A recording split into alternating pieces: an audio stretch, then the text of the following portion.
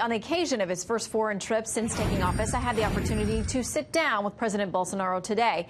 Here is that exclusive conversation. I started out by asking him about the trade talks he'll hold with President Trump just hours from now. Pronto para discutir. We do wish to further deepen our trade links with the U.S. Not only trade, but we do wish to engage in a number of different agreements. And we want to increasingly seek out a proper understanding with the U.S. with a view to further consolidating and further expanding our trade flows. Brazil does have a great deal to offer the U.S., and the same is true the other way around. There's been some discussion of the possibility of a U.S. base, military base being located in Brazil. I know there have been concerns about Russia and Venezuela having joint military exercises and their influence in the region. Anything on that front? Venezuela is very much on our order of business for the talks tomorrow, quite certainly. Our president has said everything is on the table with respect to the U.S. What role, if any, do you see the Brazilian military playing in this conflict in Venezuela, or not at all? Trump did mention all possibilities. We, in turn, cannot talk about all possibilities because we do face certain constraints. However, whatever is realistically possible on the diplomatic front by way of assistance or aid in such a way as to ensure that the U.S. can overcome this issue. The one country that is most interested in putting an end to Maduro's drug trafficking dictatorship is Brazil. So today we have a new ideology, a new approach as adopted in Brazil, and we feel very much obliged to seek out a more appropriate alternative so as to ensure that Venezuela can go back to peace, democracy, and liberty. There are new polls that show here in the U.S. that our younger generation views socialism favorably. They do not have a negative impact or a negative impression, most of them, of socialism. What would you say to them about the realities of socialism? As far as Brazilian young people are concerned, yes, you're right. But the fact is that more recently, young people have very much turned their back on socialism and on communism. I often stated that we could not possibly allow Brazil to get to where Venezuela is today. And Venezuela has come to where it is today precisely following the way politics was addressed under the Lula da Silva and the Dilma Rousseff administrations, which led a substantial portion of the Brazilian population, a young population, to adhere to that approach. So what do you say to people here in the U.S. who look at socialism and have a favorable assumption about it, that they see something positive there? Well, I see President Trump fighting that trend, and I couldn't agree more with him. I think he's right. And to a certain extent, we're doing very much the same thing in Brazil.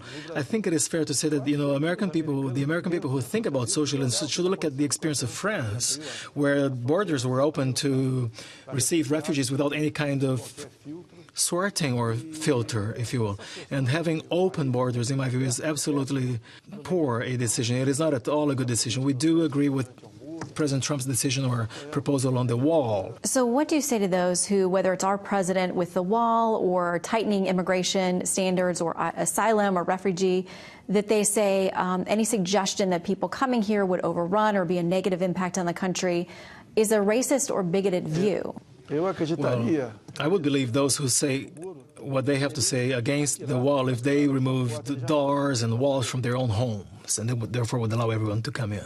Okay. The vast majority of potential immigrants do not have good intentions or do not intend to do the best or do good to the U.S. people. I would very much like the U.S. to uphold the current immigration policy because, to a large extent, we owe our democracy in the Southern Hemisphere to the United States. People have drawn a lot of parallels, calling you the Trump of the tropics. Some of your critics don't mean that in a positive way. They see that you use social media, and much like him, you speak your mind. And you have been criticized for things that you've said with regard to race, to women, to homosexuality. Your critics use your own words. They point back to things like you saying, I'm homophobic and proud of it. How do you answer those who want you to explain these remarks? If I were all that, I would not at all have been elected president. So there's a great deal of fake news circulating around Brazil. And the population has, after all, learned how to use social media, and they no longer trust or believe the Brazilian mainstream media, which is virtually dominated by the left wing. I have nothing against the homosexuals or women. I'm not a xenophobe, but I want to have my house in order.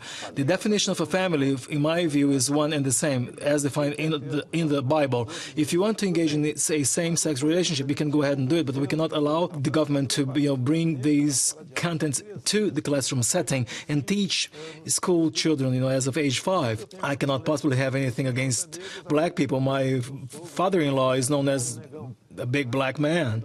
So they got these, sentences totally out of context to criticize me. I have to ask you about something you retweeted during Carnival that was sexual in nature. Why did you retweet it and the comment that you made? This video was circulating on the web already, and we just shared it to try to showcase how way off the track Carnival is going in Brazil. Did you think it would generate so much controversy? Well, not really. I have always acted that way. Also, one of the things that got me elected as president was my sense of respect to families, principles, traditions, and customs. And of course, respect towards our culture, as well as our religion. I am a Christian. I cannot become president, totally change my way of living and doing things, which happens to be very common in the political circles. Within the last few days, there have been some arrests in the murder of Marielle Franco. There are apparently the suspects former police officers.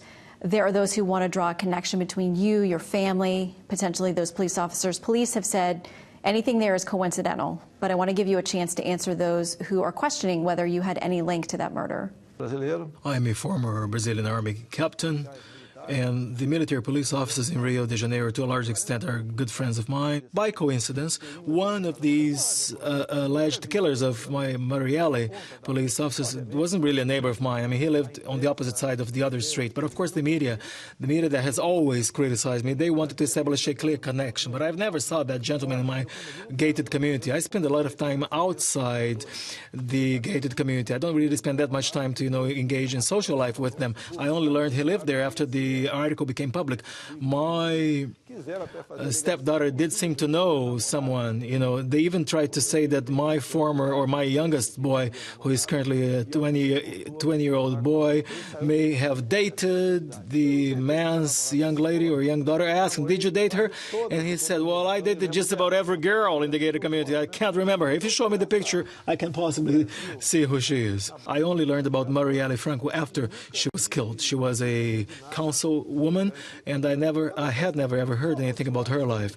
And one further point, what kind of motivation could I possibly have to be the mastermind of some kind of murder like that? I didn't even know her. On the other hand, however, the person who stabbed me was affiliated with a left-wing party, the PSOL party, up until 2014. So between that evening and the following day, 4 renowned lawyers and attorneys, of course, stepped up to advocate and defend the person who tried to stab me to death. At a given point in time, the left wing said, no one actually, in the media never said that, the left wing tried to kill Jair Bolsonaro. No one ever said that. Much on the contrary, people did announce that some of them were probably frustrated because I never died as a result. I know you had a dinner last night. Several people were there. Steve Bannon, who was a key architect of working with the president in many of his endeavors in his campaign and moving forward. They have parted ways. I know that he is in an agreement or a partnership with your son in some way. Tell me about your family's relationship or your views of Steve Bannon. Well, the one person who does have contacts with Steve Bannon is my son, Member of Congress Eduardo Bolsonaro. There has been this divorce between Bannon and Trump. I'm not here to cause any, discomfort between anyone, but I mean, these opinion makers who work and live in the U.S. got together, and I was invited to join them for this working dinner. And I, of course, had to be kind with everyone. So your conversation with him tomorrow, what are you looking forward to most? You have so many commonalities about the way you came to power, those who disregarded your ability to be elected, your use of social media. Do you connect more on personality or policy, or do you think it's both? We do have a great deal in common. As I perceive things from Brazil, I have always admired him. I will not deny that. I have been highly criticized because of this, but I will not, of course, deny what I do think. I'm not a chameleon. I am a very straightforward, objective, honest person. And what I want to ensure is that Brazil be a great nation, just as Trump wants America to be great again. So our conversation tomorrow will be largely based on the prospects for helping each other, because although although the U.S.